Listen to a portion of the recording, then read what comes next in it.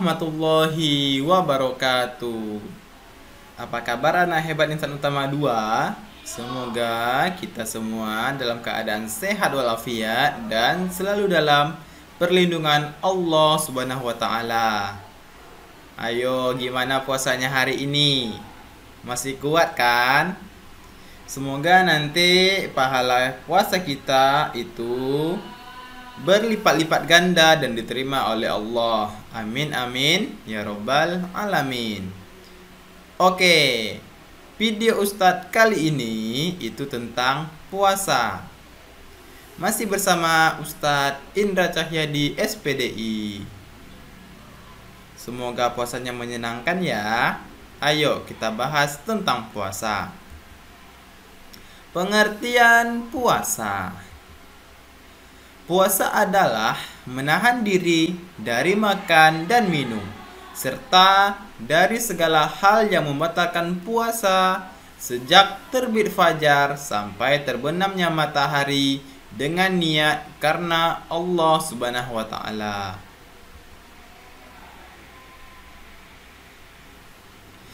Yang kedua, dasar hukum dan perintah puasa Ramadan itu ada dalam Al-Quran surah Al-Baqarah ayat 183.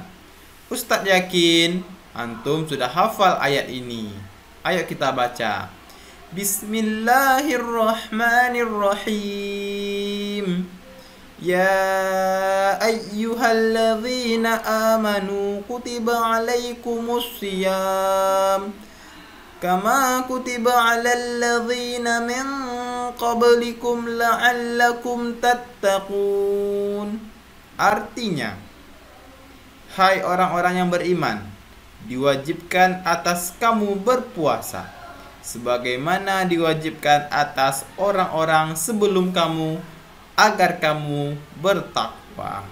Jadi ini adalah perintah Allah kepada manusia, kepada orang-orang yang beriman untuk melaksanakan puasa. Apa sih syarat-syarat wajib puasa? Yang pertama, Islam. Jadi puasa itu untuk orang Islam. Yang kedua, sudah balik. Balik ini artinya orang yang sudah dewasa. Jadi kalau anak-anak yang masih kecil itu tidak diwajibkan untuk berpuasa. Kemudian yang ketiga, berakal. Maksudnya puasa ini disuruh hanya kepada orang-orang yang berakal. Jadi orang gila itu tidak diperintahkan untuk berpuasa. Yang keempat, mampu berpuasa. Jadi hanya orang yang mampu berpuasa saja. Maksudnya orang yang sehat walafiat yang disuruh untuk berpuasa. Syarat sah puasa. Yang pertama, Islam. Kedua, berakal. Yang ketiga, mumayyiz. Apa itu mumayyiz, Ustadz? Mumayyiz adalah orang yang sudah bisa membedakan mana yang baik dan mana yang buruk. Kemudian yang keempat, niat pada waktu malam bagi puasa wajib atau puasa fardu. Yang kelima, suci dari haid dan nifas bagi perempuan. Yang keenam, menahan diri daripada melakukan perkara yang membatalkan puasa. Jadi ada 6 syarat sahnya puasa kita ya anak-anak Ustadz. Kemudian rukun puasa. Apa sih rukunnya? Rukunnya cuma 2. Yang pertama, niat puasa pada malam harinya. Yang kedua, meninggalkan segala yang membatalkan puasa. Semua anak-anak Ustadz udah tahu kan niatnya? Nih, Ustadz cantumkan juga di video ini. Tulisannya, niat untuk berpuasa. Nawaitu sauma ghadin an adaan fardhu syahrul Ramadan. Hadza sanatin fardhu lillahi ta'ala. Apakah harus bahasa Arab aja, Ustadz? Tidak, niat itu dalam hati dan boleh juga kita lafazkan dengan bahasa Indonesia kalau antum belum hafal yang bahasa Arabnya. Tapi kalau antum pakai bahasa Arab itu lebih bagus. Oke ya. Yeay. Kemudian anak-anak Ustadz kita juga akan bahas tentang hal-hal yang membatalkan puasa. Jadi jangan sampai kita cuma dapat lapar dan hausnya sedangkan kita melakukan hal-hal yang lain yang bisa membatalkan puasa kita. Apa saja itu? 1. Makan dan minum dengan sengaja. Ini jelas. Jadi kita semua tahu makan dan minum dapat membatalkan puasa. Yang kedua, bersenggama. Ini khusus untuk orang yang sudah berumah tangga atau sudah punya suami atau punya istri. Yang ketiga, memasukkan sesuatu ke dalam lubang anggota badan. Jadi nggak boleh masukkan air ke mulut, masukkan makanan ke mulut, atau yang lain-lainnya juga. Yang keempat, muntah dengan sengaja.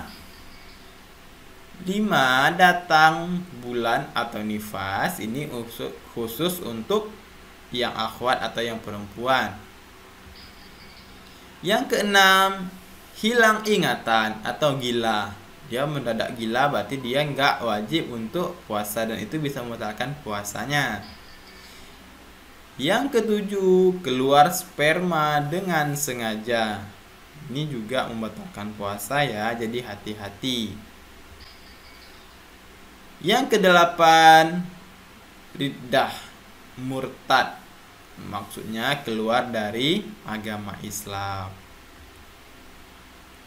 Itu tadi yang membatalkan puasa. Selanjutnya, perbuatan yang dapat merusak pahala puasa kita. Jadi puasanya itu sah, cuma pahalanya tuh tinggal sedikit. Perbuatan apa sajakah itu? Mari kita lihat. 1. Menfitnah atau mencela. Jadi nggak boleh ya, baik di bulan puasa maupun di luar puasa. Yang kedua, menipu, mencuri, dan berbohong. Yang ketiga, menggunjing dan marah. Yang keempat, memandang wanita dengan syahwat. Yang kelima, melihat perbuatan-perbuatan syahwat. Jadi itu tadi yang merusak pahala puasa kita. Pembahasan sekarang, orang-orang yang dibolehkan berbuka atau orang-orang yang dibolehkan tidak berpuasa. Apa saja? Siapa saja? Mari kita lihat. 1. Sakit. Jika berpuasa, sakitnya bertambah parah. Jadi dia wajib mengqadha di hari lain. Jadi orang yang sakit kalau dia berpuasa semakinnya sakitnya itu tambah parah, jadi dia nggak usah berpuasa. Dia dibolehkan berbuka tapi nanti diganti di hari lain. Yang kedua, musafir. Jika perjalanannya melebihi dari jarak qashar atau 81 km. Nomor 3, wanita yang hamil atau menyusui. Yang keempat, orang yang lanjut usia. Dia wajib membayar fidyah sebagai pengganti puasa yang telah ditinggalkannya. Yang kelima, perempuan yang sedang haid dan nifas. Jadi itulah orang yang diperbolehkan tidak berpuasa. Apakah kita salah satu di antaranya? Berarti kita boleh tidak puasa. Tapi kalau kita tidak ada satupun di antara yang 5 ini, artinya kita wajib berpuasa. Oke, itulah video singkat dari Ustadz hari ini. Semoga bermanfaat dan menambah ilmu pengetahuan kita. Oke, demikian saja Ustadz tutup. Akhirul kalam. Assalamualaikum warahmatullahi wabarakatuh.